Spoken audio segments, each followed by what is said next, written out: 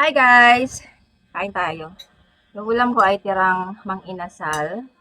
Meron suka. Sobrang sarap ng suka na to. Wala, kayo makita. Tapos, gulay. Kahapon lang din to. Niref ko lang. Tapos, coffee. And bumili lang ako ng kanin. Kasi napapanis yung kanin. Hindi na uubos. Dalawa lang kasi kami ng anak ko dito. So, bumili ako ng ulam. And, meron akong nakitang tendera. Malit lang yung tindahan niya. Kilala ko na siya. And nakita ko siya kung paano siya nag-start dito kasi nangupahan lang siya. Nung umpisa, yung struggle siya, konti pa lang yung paninda niya hanggang sa lumago talaga yung tindahan niya. And ngayon nakikita ko na siya na nakaginto na siya. Ayan. Tapos may kwintas pa siya. Ako meron akong kwintas pero hindi kasi ako mahilig magsuot ng kwintas. Bihira lang kung may occasion lang or kung gusto ko lang magkwintas dun sa lugar ng pagagalaan ko. Usually, hikaw lang talaga ako sing-sing tsaka bracelet. So, bilang nakakabili na rin naman ng gold, alam ko na kung tunay yung gold mo sa isang tingin pa lang. Alam yan ng mga nagiginto. Ayan, medyo may idea ka na. So, nakita ko talaga na umasenso na talaga siya. At saka, ang dami na din niyang paninda. Alam niyo, humahanga talaga ako dun sa mga tao, mapababae man yan o lalaki. Yung alam kong nagsusumikap sila, yung masipag sila, nag-iisip sila ng kung ano pa yung pwede nila idagdag na paninda para sa family nila. Lalo na pag solo parent ka, tapos yung asawa, yung iba kasi may asawa, pero batugan, hindi kasi support. May bisyo, nagsasabong, nagsusugal. Samantalang ikaw babae, gusto mo lang mapabuti yung family mo. So, ito yung tinutukoy ko sa inyo. Nakita ko talaga siya kung Mauna ka na dun niya, kita ko siyang umasenso at lumago yung tindahan niya. Kasi maliit pa yung mga anak niya. So, yung kinikita ng maliit niyang tindahan, habang lumalago, napundar niya sa ginto. Tapos alam ko nakabili siya ng isang pwesto na pinapaupahan na niya ngayon. 'Di ba? Ang galing. Alam niyo kung makita niyo yung tindahan niya, maliit lang talaga siya. Pero ikaw or katulad sa akin na yung sinishare ko sa inyo ay true to life na experience ko yung nangyayari. Pag nakikita ko na may mga bumibili sa tindahan niya mapaumaga, tanghali, gabi, alam ko talaga na lumalago siya. Meron siyang kinikita. At yung kinikita niya, naiipon niya, nalalagay niya sa tama kasi wala siyang bisyo.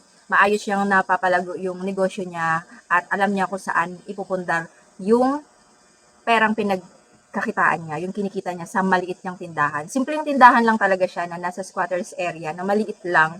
Pero alam ko, sa akin na, sa personal ko na kumikita yun. Kasi nakikita ko yung may mga napundar na siya at lumalago na talaga yung tindahan niya.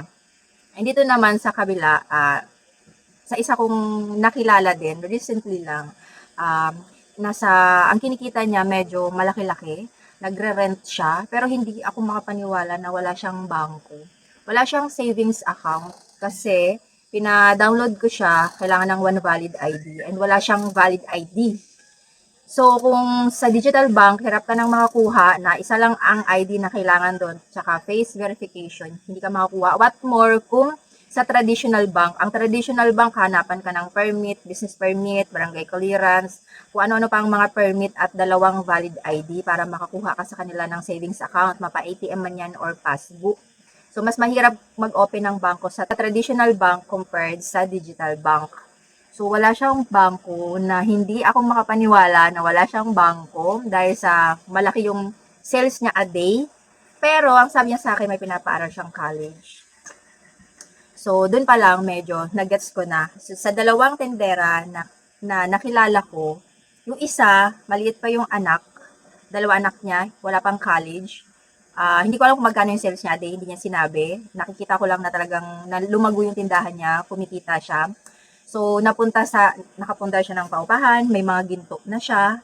Dito naman sa isa, wala siyang mga pundar na ginto, nagre-rent lang, wala pang napundar talaga na masasabing pundar niya galing sa tindahan, pero may pinapaaral siyang college.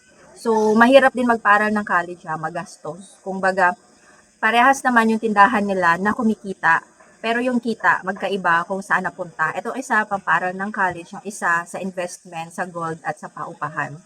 Kaya, ang bottom line dito is naghahanap buhay tayo para kumita hindi para mag-charity or mapagod lang. So, dapat pag mag-business ka, dapat kikita ka talaga.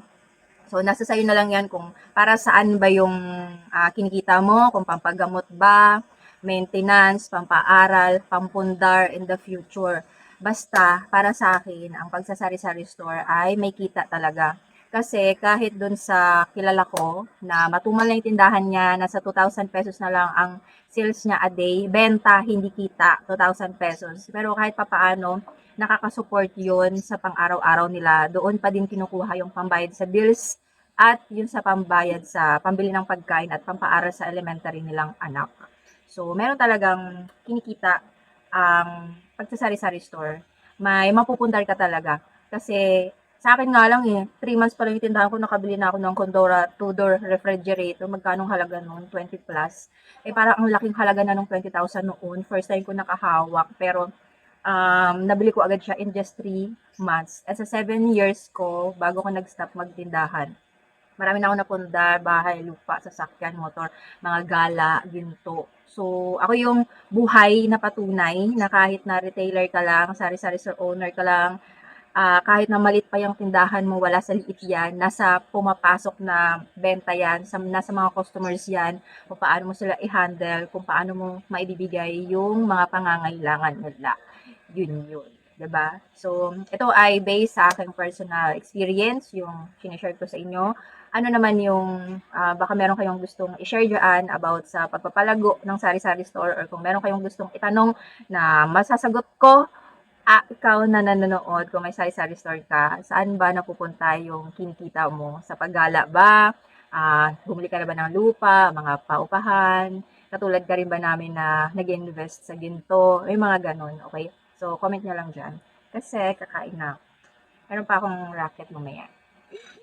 Yes! Coffee!